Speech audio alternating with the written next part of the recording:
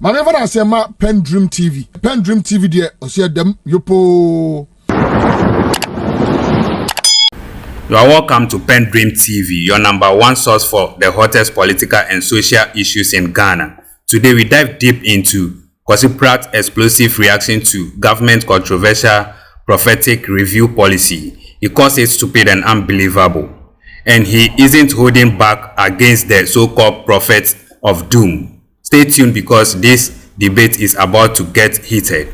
Thank you. Do subscribe for more videos as well as we go on. As a new member, like and also share to other friends of yours. Thank you. It is only the Christian pastors God is always speaking to them. And if yes, why can't the same God tell them the solutions to what he has revealed to them? Because you cannot hear all these prophecies from the Islamic community or the scholars. My question here is, please, have you ever heard from any imam coming out with a prophecy of death in this country before? Please, Mr. President, don't give these people attention. Murtala Mohammed sent that from Ablekuma, Joma. And this one says, I love what the movement for change man is saying. We can read Ezekiel 33:1. Thank you. That's all he sent. And finally, Tom. In fact, there are many comments that are coming on this matter. Somebody should tell the president to stop entertaining this all of a sudden doom prophecies. How do you review prophecies? I have used my intelligence to predict so many things which have come to pass, but I don't call these prophecies. Why under Kufuor all these prophecies were not coming? Why now?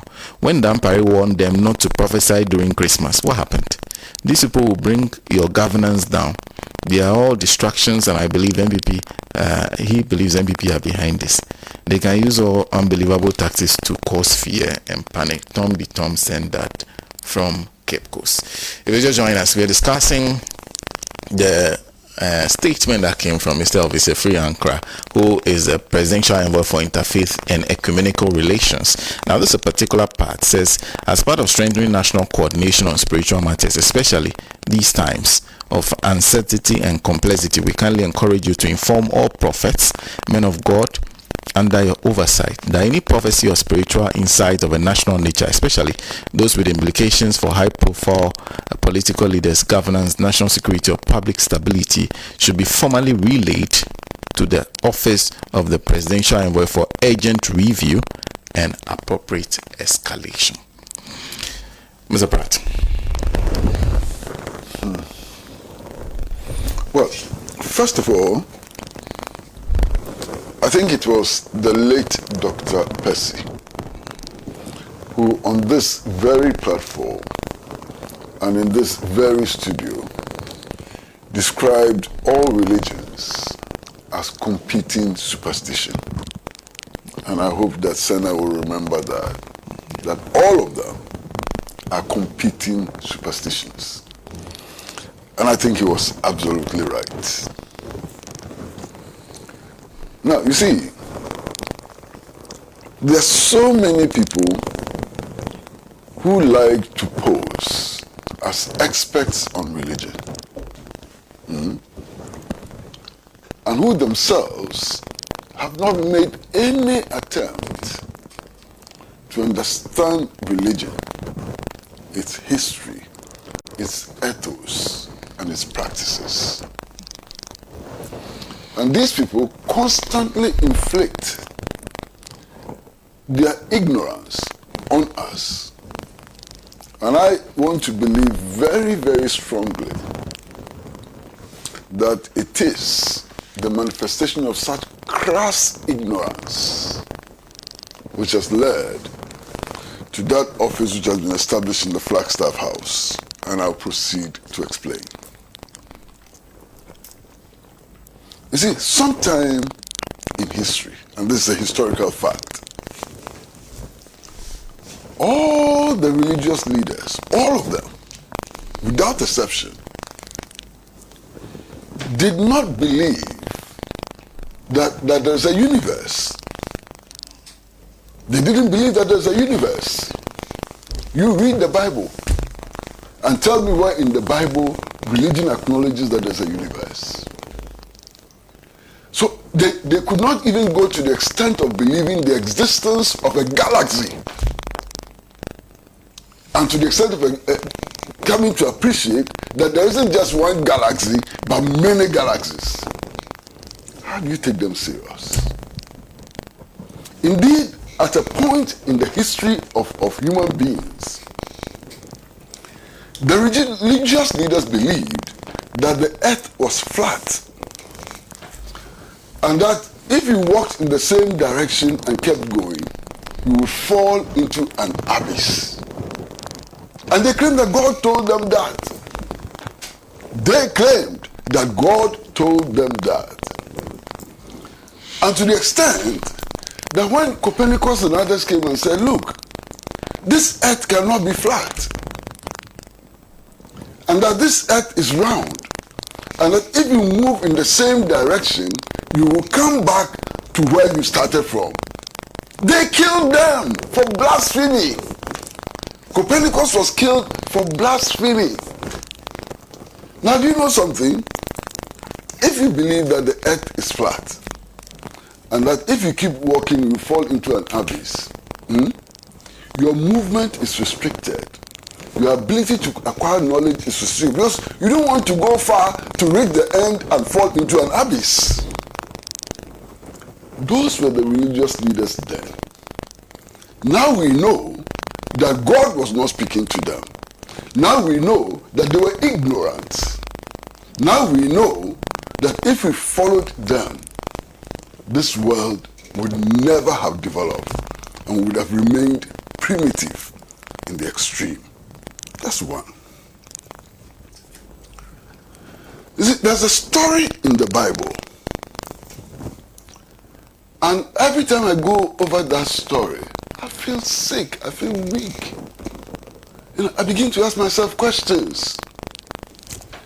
The story is that God wanted to test the loyalty of somebody. All of you know that story. He wanted to test the person's loyalty. So God told him, take your son, take him to the mountaintop and slaughter him, cut his throat. And the man agreed. Caught his son, took him to the mountaintop, was going to slice his throat to please God. And God himself came and said, oh, now I know that you are loyal to me. Leave your son, take the sheep and slaughter the sheep. Today, all of you listening to us, and all of you who will listen to us later, if somebody came to you and said, take your son and cut his throat, and you did that, how can you ever live with your conscience? In any case, how would the laws of the world, not Ghana, the laws of the world deal with you? You'll be charged with murder and you'll be sentenced to death. Because we no longer believe in those prophecies. You can't go to any court in Ghana and say that God told you to go and slice the throat of your son and you did it. You understand? This is where we are. This is the reality that we have to accept. You see, recently, I was speaking to a very, very senior medical practitioner. And he told me a story, and that story typifies perhaps the era in which we are today. There was a headmistress of a secondary school who was taken to the hospital unconscious. The doctors did all the tests and so on and found out what the problem was with her. This is a true story. So they began working on her and so on. After a week, the woman could walk. She could eat. She was recovering. Then her pastor went to the hospital to pray for the woman and told the woman that God has already healed her. She doesn't have to take her medicine and so on. She has to discharge herself. This woman believed in her prophet, left the hospital, and died a week later from avoidable complications. far as I'm concerned, this prophet is a murderer and should be dealt with according to the laws of our land. You see, some time ago, I think it was during the war era, when we had problems with electricity supply. Now, it is clear that the origins of our electricity problems can be found in the February 24th, 1966 coup. You understand? Because by February 24th, 1966, the construction of the Bui Dam has started. The Soviet engineers had already moved to site.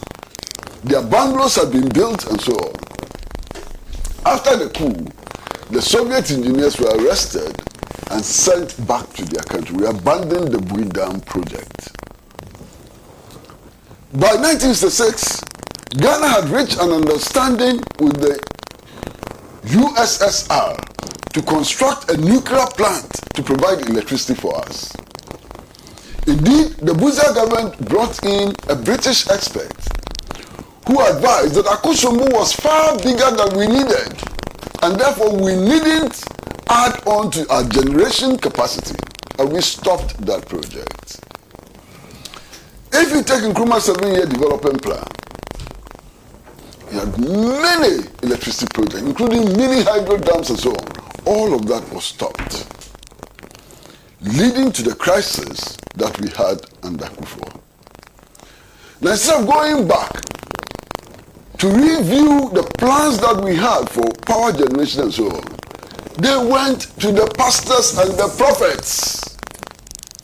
So what did they do? The state put them in a luxurious bus.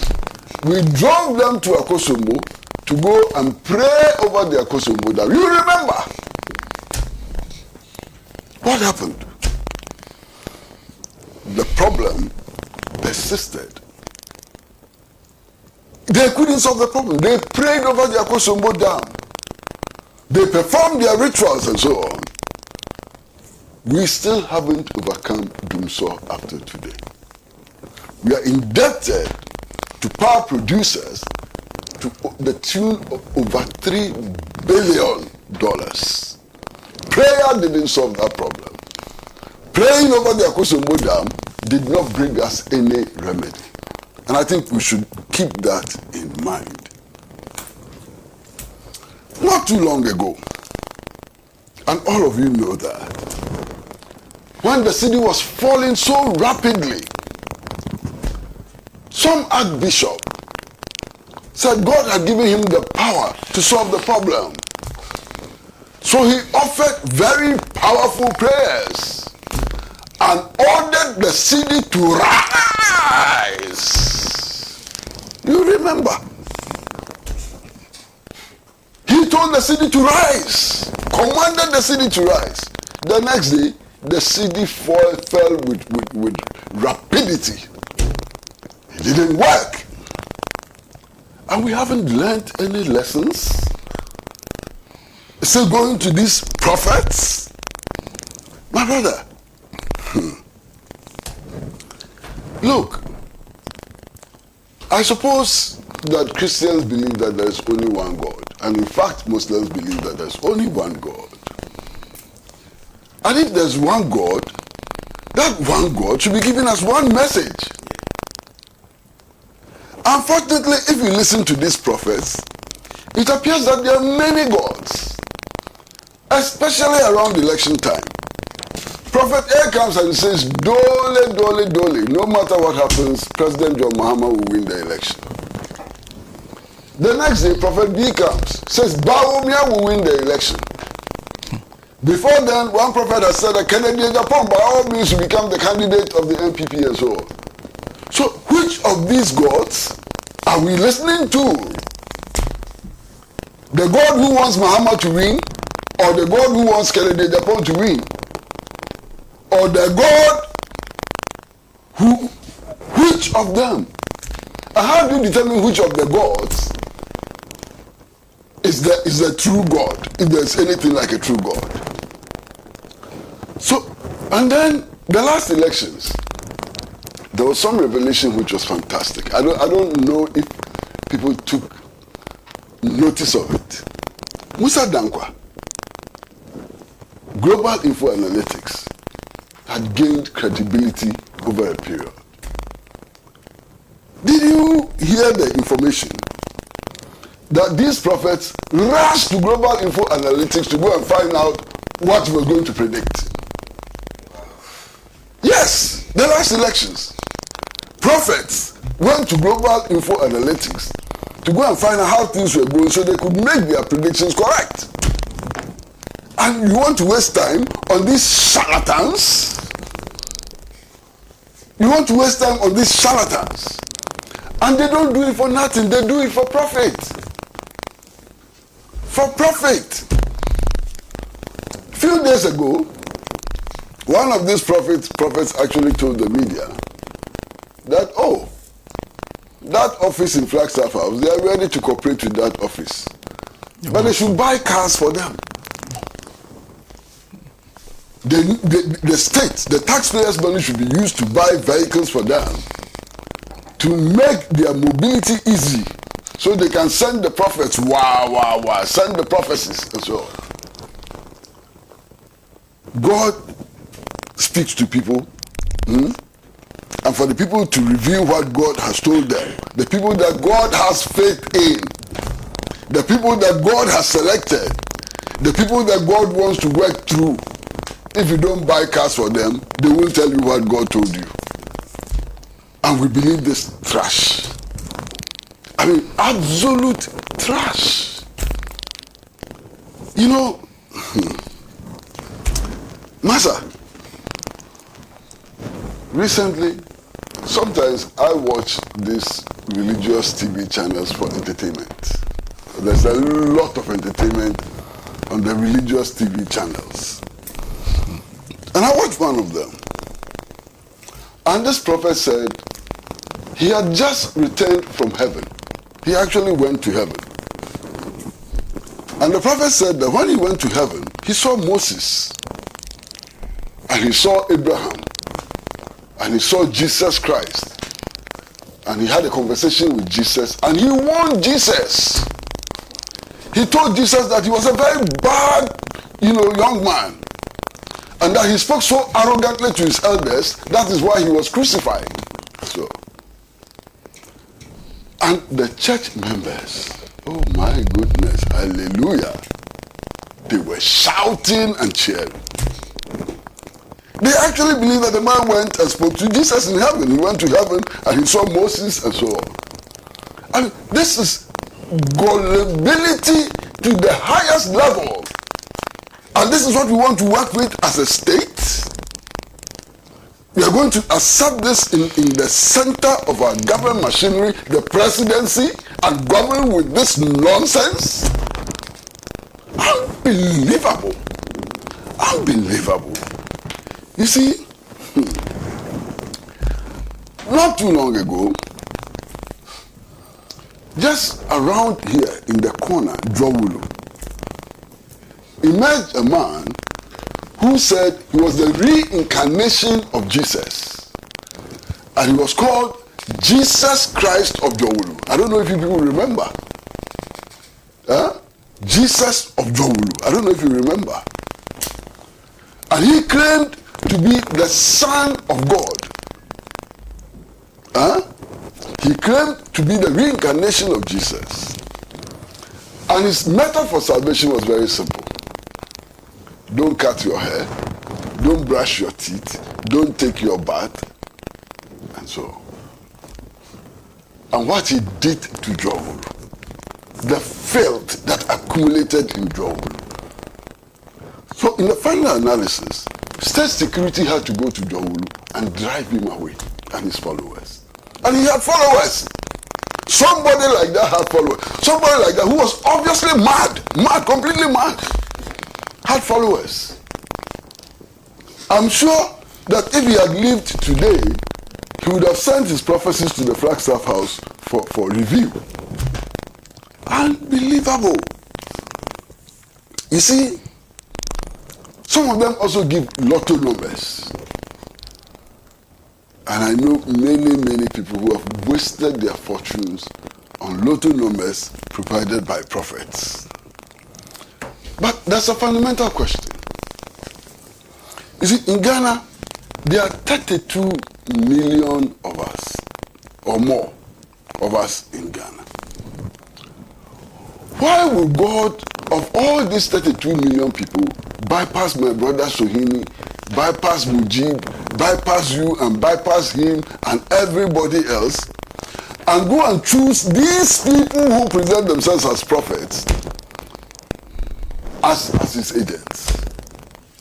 Some of the people who present themselves as agents of God, if they are indeed agents of God, I will never worship that God who chooses these charlatans and crooks as his agents. And I make this out of conviction. Some of the people who call themselves prophets, if they were truly chosen by God, then that God is not worthy of worship. And I make this very strongly. Now, listen to me. Look at the circumstances in which these, our 8 countrymen, died. And I don't want to repeat the circumstances on this platform. But all of us know the pain they may have gone through, the trauma, and so on. And we are told that it is the work of God. And you want me to worship the God who killed my friend in this manner? I won't worship that God. Put on your thinking caps. If there is a God, and what crime could Murtala Muhammad have committed? I don't know that Murtala Muhammad killed anybody in his life. I've never heard him defrauding anybody. Indeed, if you are looking for upright men in this country, Murtala Muhammad is one of them. Why would any God kill him in the manner in which he died? Where is justice? Where is the justice of that God? Omani Boma. That God killed Omani Boma, and you are stupid enough to believe that God killed Omani Boma? What did Omani Boma do to deserve this kind of death? You believe it? And all of them. That gentleman who married only 2 months ago. Why would any compassionate God kill him in a helicopter crash like this? And you believe this? You believe that this is the work of God?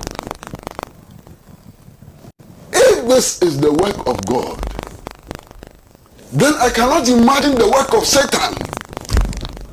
If even God can do this to innocent human beings, then what will Satan do to innocent human beings? And our brain, so befogged that we believe these things. Now, listen to me very carefully. We say that we have set up an office to formally, listen to the word, formally receive prophecies. What is the informal way of receiving prophecy? Somebody should tell me. What is the difference between formal presentation and informal presentation of prophecy? Somebody should tell me. Explain that to me. I can't understand.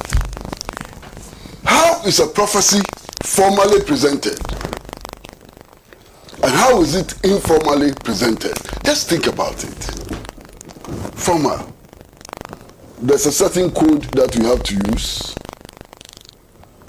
How? So I don't understand. I mean, somebody must explain to me the difference between formal presentation of a prophecy and informal presentation of a prophecy to start with. And then, after formal presentation, there is this thing they call process of review. I mean, review prophecy? Oh, Charlie. I mean, my goodness. How can prophecies be reviewed? I say I'm a prophet. And that 3 days ago, went to a chop bar to drink light soup, and I've said this before. Whilst I was drinking the light soup, I saw Sohini's face in my light soup. And Sohini's face was red. And my interpretation of that is that it's a prophecy from God. And it means that if we don't perform some rituals, something will happen to Sohini. How are you going to review this? Do you have a telephone line to God? Are you going to call God and say, oh God, this is what so-and-so has said? Did you actually tell him that? Because that's the only way you can review prophecy. Have a telephone line to God and be confirming with God whether indeed he has said what is being attributed to him.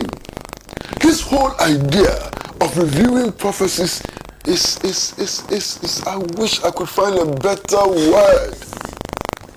It's so stupid, it's unbelievable. Stupid in the extreme. Show me how to review prophecies. How are you going to review prophecies? Show me, just show me how you are going to review prophecies. Today, we are glorifying symptoms of high fever. That's what we've come to glorify, symptoms of high fever. I've told my own story a few times, and perhaps I should tell it again. Look, I'm sitting in my office, and I'm told that a certain prophet is looking for me. So this man walks in. First of all, I'm wondering what the prophet is coming to do in my office. If he knows who I am, he won't venture. You understand? But I'm told the prophet is looking for me, and the prophet comes, well dressed, nicely dressed in suit and tie and all and so on. So I said, Master, what's the problem? He says, oh, he had a dream. And he saw me in the dream. And some people were chasing me with guns. And I was running somewhere around Medina. And then all of a sudden, a large pool of water emerged. And I jumped into the pool of water. And as soon as I jumped into the pool of water, crocodiles emerged from the water. And he woke up. So I said, is that why you came? He said, yes, that's why he came. I said, Master, when was the last time you went to hospital? He said, oh, as for him, he doesn't go to hospital. When he falls sick, he prays. I said, my friend, stop everything you are doing now and rush to the nearest hospital and go and check up, because I think you have high fever. You are exhibiting symptoms of high fever. Master, that's more than 30 years ago, 30, 40 years ago. No crocodile has beaten me. No crocodile has swallowed me. Nobody has shot me. So people have high fever, and you want to use their symptoms to govern us? What is this? Unbelievable. What is this? You see, Master, me, I know President Mahama quite well. And this is not the first time I'm saying this. I know President Mahama very well, I think. And I don't think that I'm mistaken. Look, President Mahama is very intelligent. Very intelligent. Those who know him will tell you. Very complicated figures. It's at the back of his head. Figures about energy production, figures about agricultural production and so on. Engage Mahama. 5 minutes and you see the level of his intelligence. Very intelligent person.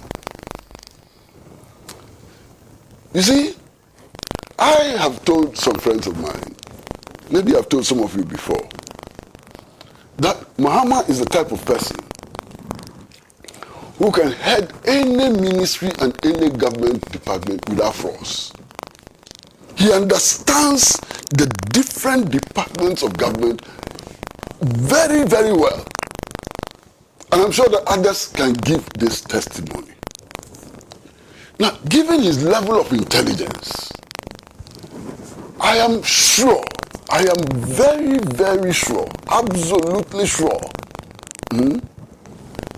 that if he's involved in this shenanigans, it's not because of his ignorance.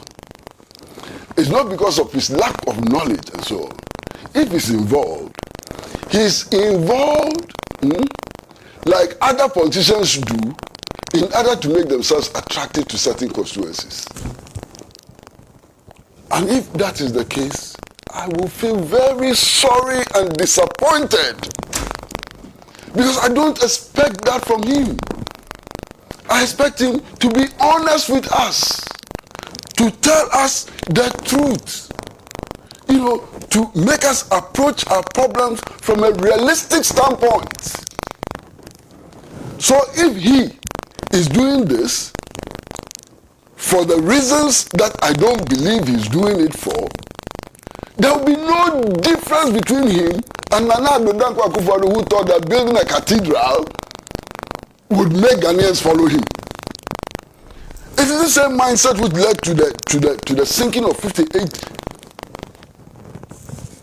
million into the building of a useless cathedral. This same thinking.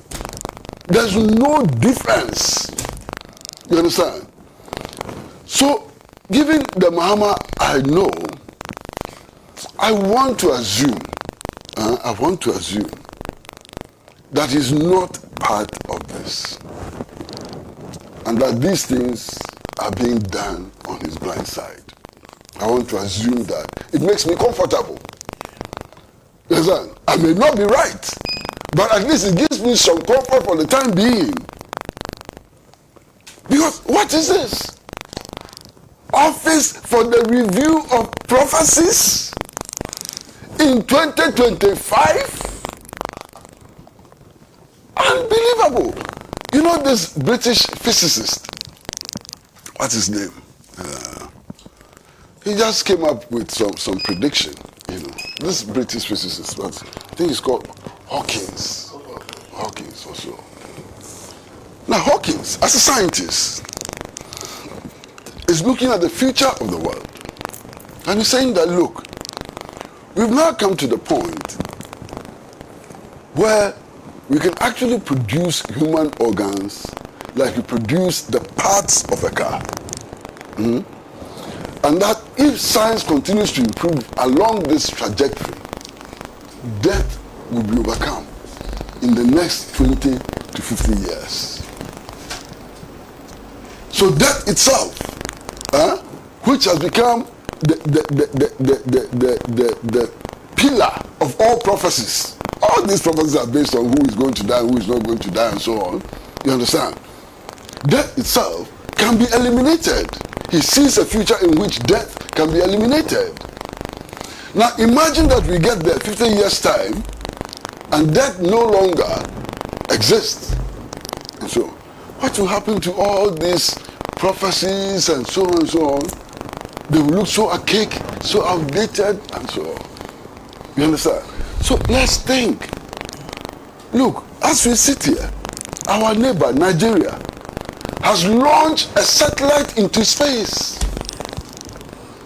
Nigeria is able to predict the weather, is able to make so many predictions about the movements on earth and so on for its agriculture. Nigeria has attained self-sufficiency in rice production, and we are here listening to Prophet who and Prophet who and Prophet who. It's unbelievable, Now, when you point out these flaws, the response is that, oh, you are an atheist, and therefore nobody should take you serious. First and foremost, those in government, listen to me. If you accept the 1992 Constitution, the 1992 Constitution accepts that in this country there are different people, including atheists, whose rights must be protected. The violation of the rights of any religious people is a violation of the Constitution. And they must hear me clear. You understand? Now this Constitution prescribes a secular state, which means that the affairs of government should be separate from the affairs of religious organizations. Government has no responsibility to promote any particular religion. People in government have a right to be religious, like every other person has a right to be religious, to be a Muslim, to be a Baha'i, to be whatever. They have a right. But they have no right to impose their religious beliefs on the people of Ghana. And their religious beliefs must not be funded from the public purse. It's a sin against the Constitution if people in government fund their religious beliefs from the public purse. It's a big sin against the Constitution. You either accept the Constitution in full, or you don't. You understand? The government has raised an issue which I think is very relevant. And the government's issue is simply this. Every now and then, we say that we are bringing all faiths together to pray for the nation and so on. I disagree. I think that we shouldn't. But he says that if that is the case, where is the role of traditional religion? Why is it that we no longer pour libation as state functions? Why? The African God is inferior. Are we saying that once we get into government, we realize that the African God is inferior? How is the African God inferior to any other God, to European gods? But that's the statement we are making loud and clear. That as for the African, everything about him is dirty. We shouldn't touch it. Why? Bishop Kwesi Sapong of Kumasi. He is the one who did that publication, who said that the pouring of libation is not substantially different from the taking of the Holy Communion. This is a Catholic bishop. It's not me. So on what basis are we discriminating against African traditional religion? I don't know.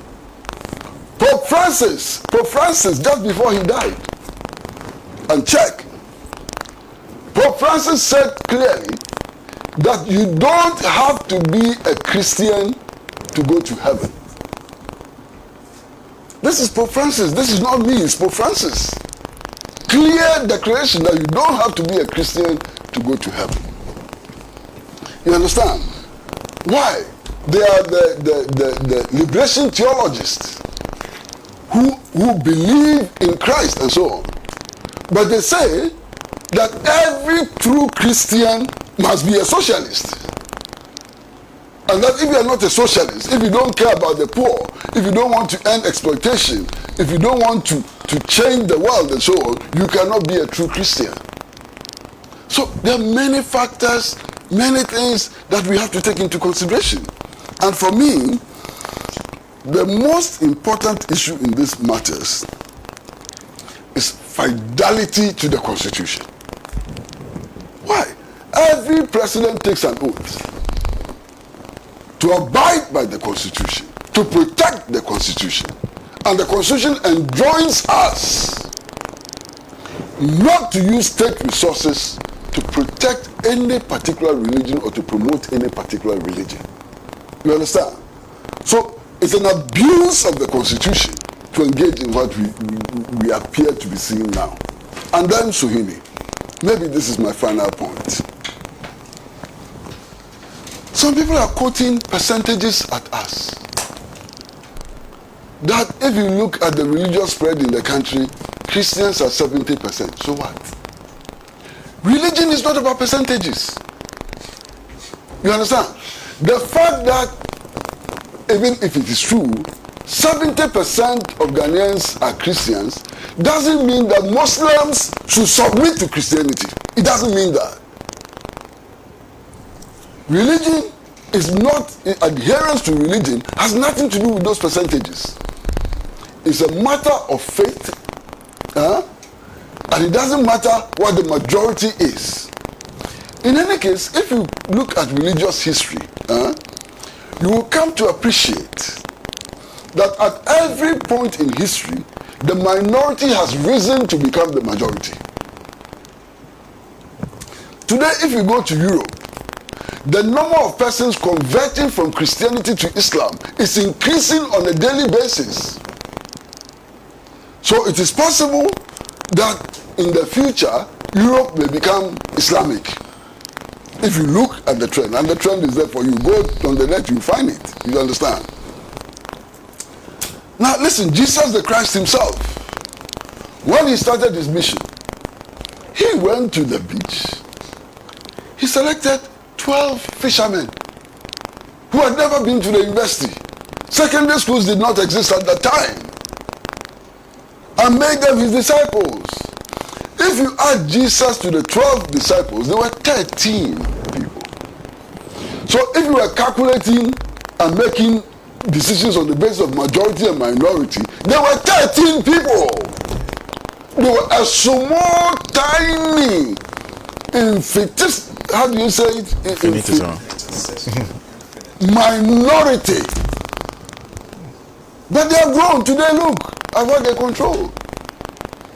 And you see, this whole thing, my brother, let's look at the facts. Let's look at the facts. Today, as we sit here, there are different versions of the Bible. And I like to do this Bible Christianity thing because of who I am. I come from a Christian background. You understand? As I speak, one of my brothers, my direct brother, same mother and same father, is a bishop. You understand? As I speak, one of my brothers is a priest. You understand? My father was chairman in the Anglican Church. My mother was a woman's leader in the Anglican Church. You know, I have a sister. Let me leave it at that. You understand? So I come from a religious family. Indeed, in Ghana, if you mention my surname, everybody's mind goes to religion. Just mention my surname. So I come from a religious background. I was taken to Sunday school. I went to Sunday school. I'm a product of the Sunday school. Later on in life, I joined the Scripture Union and so on. So listen.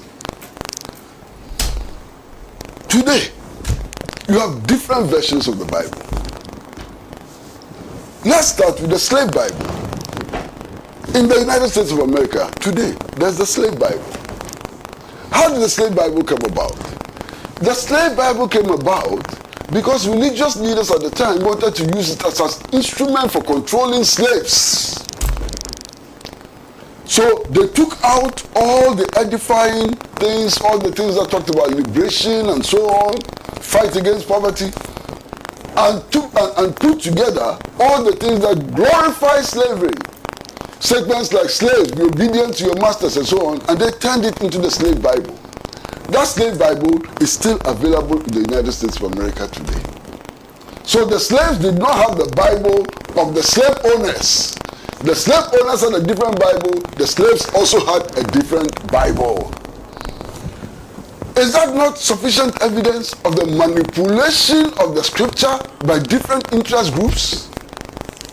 Are we ignoring that in our analysis? Not just that.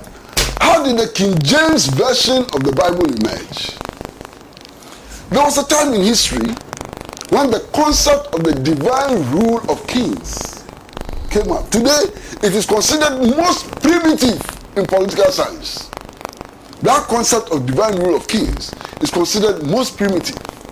But there was an era where every king was seen as a direct representative of God. In fact, kings were the prophets of those days. And that is why kings could kill, they could make decisions about life and death and so on, because they were seen as God and so on. We've passed that era.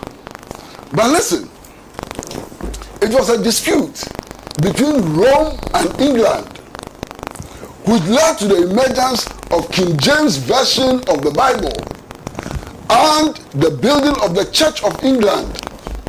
It was a political dispute. Political dispute between Rome and England. And that's why you have those versions of the Bible. There are other versions of the Bible, you can go in to discuss them. And for all of them, you would realize that the motive was political. It had to do with who should dominate and so on. Let's wake up. Let's think. You want to be a Christian? Fine. Be your Christian. You want to prophesy? Prophesy. You want to be a Baha'i? Go on. Be a Baha'i. You want to be a Hindu? It's your choice. You want to be a Muslim? It's your choice. But the state of Ghana is not Muslim, is not Christian, is not Hindu. The state of Ghana is not Baha'i. The state of Ghana belongs to all its people. And indeed, the power that our president exercises is the sovereign will of the people of Ghana. The power we give to presidents in elections is our collective sovereignty. It's our power. That's what we give them. You come and collect my sovereignty, finish. You go and sit there, and now it is prophets who are directing you. My goodness, you are not fit to be in that office. And just before I end, yesterday, I was so very happy with the chairman of the National Democratic Congress, Mr. Asidu Nketia. Yesterday evening, I saw him on television discussing this prophecy issue. And he said the only agenda before them as a political party is the reset agenda. And that they are not going to deviate from that reset agenda with prophecies and so on. He said, leave prophecies to the prophets. And as a political party, National Democratic Congress, let us concentrate on the mandate the people gave us. We went to the people with a program. That's the program we have to follow. I was so proud of Asidu Nketia yesterday. So proud of Asidu Nketia yesterday, last night. My goodness. That is how our leaders ought to behave. Briefly. I'm sure you have some text messages looking at it. I don't know if one can just make some few contributions on some of the issues. Yeah, why won't I start with you on the next topic? Okay. So let me do a few comments. This is Yaro Kasamata. Says on a matter of prophecy review, my take on this is prophecy and intelligence analysis share a common core, and that is the pursuit of foreknowledge. The value of foreknowledge is to avert whatever is being foretold. So if we operate with intelligence product to foretell a phenomenon, we cannot at the same time dismiss the import of prophecy, which is divine revelation of a phenomenon. Whereas intelligence analysis can be verified through a partially empirical process to ascertain their reliability, prophecy lacks the same empirical basis of verification, and that's where the prophecy review may suffer, because there will be no objective process of verifying the source, since the source of the prophecy is divine. Perhaps we should rather consider a stern directive that prophecy should not be made public, but directed at the person or persons concerned. And if the prophecy is national in nature, then such a prophecy should be sent to the government office. Dismissing prophecies entirely is to dismiss the utility of foreknowledge. Yaro sent that, and thank you. There's also, okay, this is Fred who says,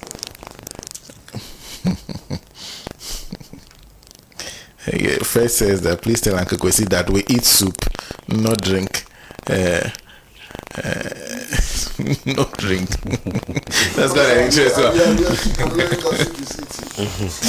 Let's take a quick break. We'll be right back. All right.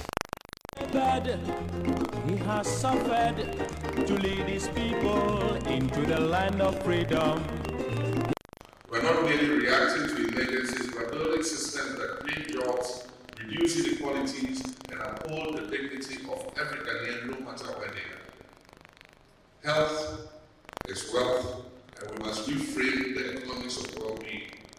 We must reject the outdated notion that health drains our economies. In truth, health is the engine of productivity and the bedrock of inclusive growth. The WHO has shown that for every $1 invested in health resilience, it yields up to $4 in return.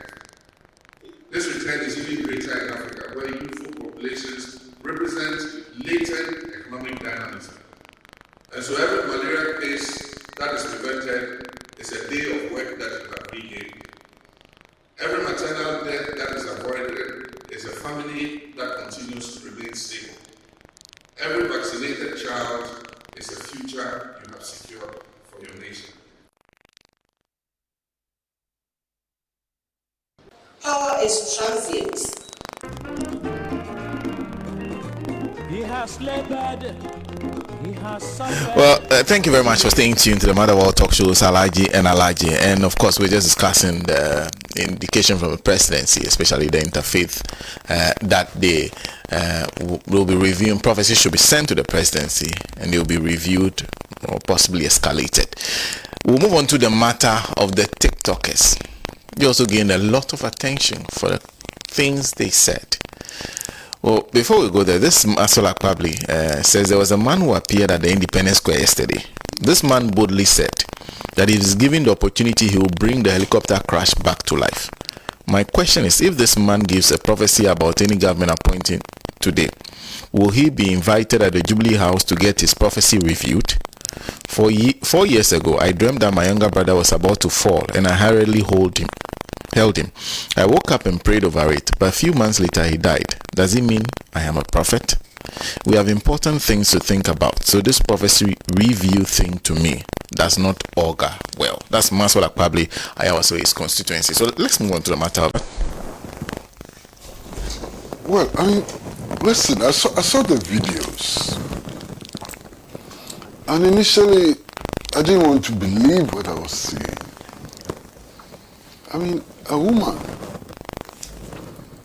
you know, and she's saying that they will kill President Mahama, put his body in a cocoa sack, and throw it away, and thereafter behead Lordina Mahama. I mean, my goodness, what would make anybody speak like that? That's my worry. I mean, what is it that makes people speak like that? I mean, I don't want to believe that these persons spoke the way they spoke because they wanted to further the interest of NPP. Because it doesn't further anybody's interest. It doesn't. That's true. What does it do to them themselves? Nothing. It's just pure, absolute, reckless talk. Recklessness. Maybe the intention is to get more views on social media. I don't know. That's so reckless. But I think that this behavior need to be punished. We need to serve clear deterrent to others. We cannot live in a country where people just wake up one morning and they are threatening to kill and threatening to maim and so on, and nothing happens and we go on as usual. Something must happen. People must be told that there are consequences for recklessness. We need to do that. You understand? Now, there's a third person who was also arrested, and I'm told that is because of some investigations into some arms and so on. And then I saw something else on social media, and I've still not been able to confirm it. An allegation or some report from Opera News, actually, that a general had been arrested somewhere in Kumasi. That's been denied. Oh, it's been denied. So, the denial came on a platform that I am on with the Deputy Defense Minister. So why is that denial not being made public? Yeah. Why is it on just some secluded platform? Yeah. Because if it's not true, we need to know that it's not true because it's raised concerns. And people are calling me from outside the country trying to find out what is happening. Yeah. And especially as it's coming up at a time when there's an alleged military coup attempt in Mali and so on. I mean, the impression is not good at all. And somebody should be speaking to this. It's been 48 hours since this news was put out. If it's not true, why is it not being vigorously denied? And where is this sloppiness coming from? I don't know. you know, I don't know. And I don't want to engage in a banter with everybody, but Suhini, you said something, and I've been sitting here thinking about it, and I'm thinking about it, and I'm very uncomfortable. I mean, do we say that everything that happens is with the permission of God? What kind of God is that? The things that have happened in the world. So the Hiroshima bomb, the Nagasaki bomb, was with the permission of God? What God is that? No, it's a serious matter. I was quoting Osage for Dr. No. When during our independence, he said we did everything to such with the permission of God. It doesn't matter who you quote. The Hiroshima bomb was with the permission of God. God gave permission that the United States of America should use an atomic weapon in Hiroshima and Nagasaki. God gave permission for that. God gave permission that my good friends, 4 good friends, should die in this horrific manner. What? God gave permission that COVID-19 should happen and kill my brother? What kind of God is that?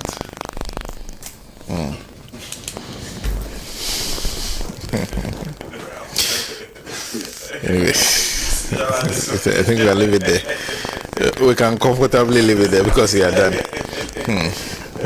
I told you I was talking. Yes.